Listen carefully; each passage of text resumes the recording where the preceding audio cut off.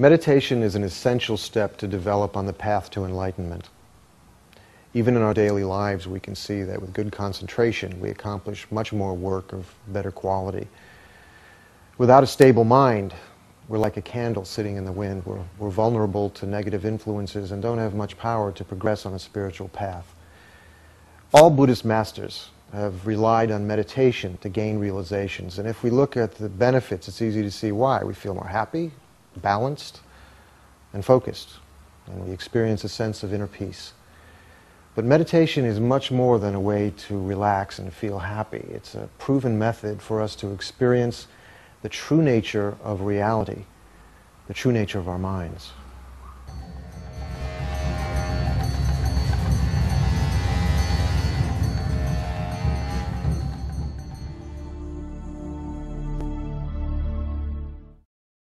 The beneficial results of any positive action that we do can be vast or limited depending on our motivation. And this is just as true of meditation as it is of any other spiritual activity that we undertake. If, for example, our motivation focuses primarily on our own concerns and needs in a self-centered kind of way, then the positive results of this will be very limited.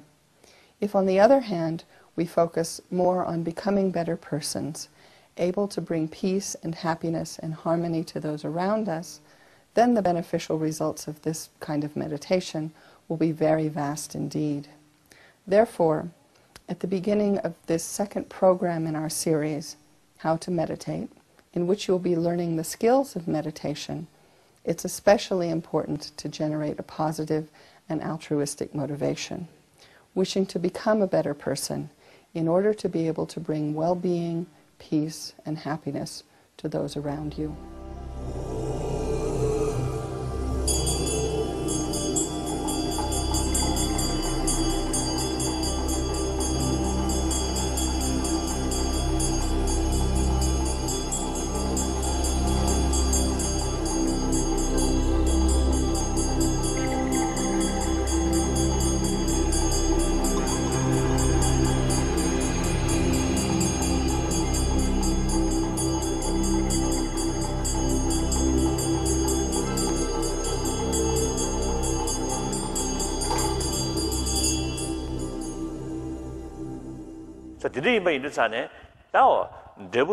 So when we speak about meditation, what do we mean by meditation?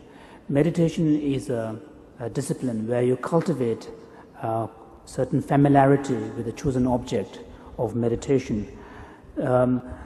Generally, the problem is that in our normal day-to-day life, in our unreflective states of mind, generally we let ourselves to be under the control and domination of our mind, and our mind comes under the domination of afflictive emotions and thoughts. And because of this, then it leads to influencing our states of mind on the whole to be overwhelmed by destructive and negative emotions and thoughts, which then perpetuates the whole cycle of problems, confusion, suffering, and so on.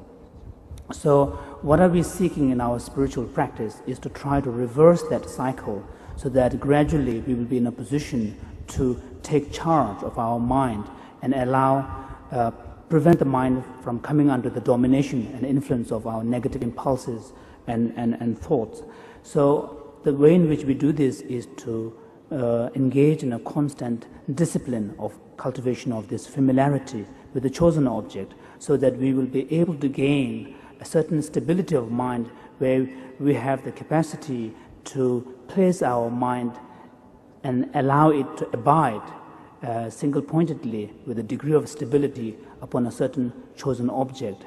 And here, when we speak about chosen object, we are of course talking about a positive object upon which we direct our thoughts and then cultivate familiarity with it, so that in this way gradually we will be able to reverse the cycle. And this is the actual meaning and purpose of meditation in the Buddhist context. Therefore, we observe that the process of change that takes place within us is gradual. Similarly, when we are trying to dispel certain states of confusion or misunderstanding or misperceptions with regard to reality. Again, that sort of process of illumination, the process of dispelling, comes through in a gradual way. Again, we can observe from our own personal experience.